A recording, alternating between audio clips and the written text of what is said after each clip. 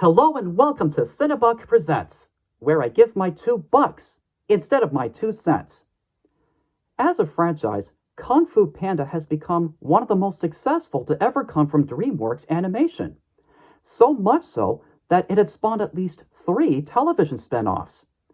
After 8 years of waiting for the 4th entry to come from the film series, was it worth all the hype? Well, before I can answer that, let me tell you how the story goes. In this entry, Po the Panda has been asked by Master Shifu to step down from his position as the Dragon Warrior so that he could find a successor to take his place.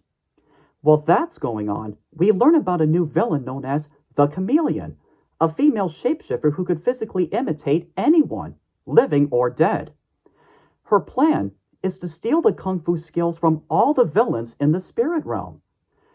We are also introduced to a female fox thief named Zen, who tells Po that she knows where the chameleon is and could lead him to her. Eventually, it's up to Po and Zen to stop the chameleon from allowing her evil plan to come to fruition. So, in answer to the question, if the sequel was worth all the hype, for the most part, yes. However, it wasn't quite as strong as I expected it to be.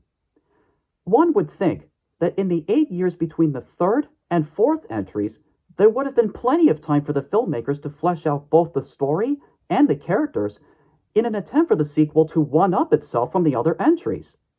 What resulted is a continuation that turned out to be somewhat lacking.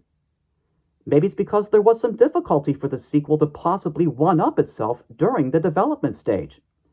Maybe it's because there were a few moments in the plot I could actually see coming from afar. Maybe it's because of the fact that the Furious Five were barely in it. Or maybe it's because the motivation given for the chameleon wasn't strong enough to justify her evil plan. Although, in theory, the idea of stealing the kung fu skills from all the villains in the spirit realm isn't all that bad. I shouldn't let such faults dampen my viewing experience with the film, for there was enough exuberance in the humor. The fight sequences were still satisfying enough to witness, and there were actually a few clever lines of dialogue and ideas thrown in there.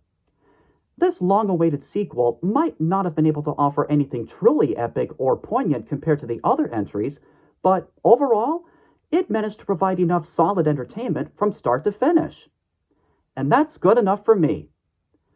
On a scale between 1 and 10, I give the sequel a 7.5.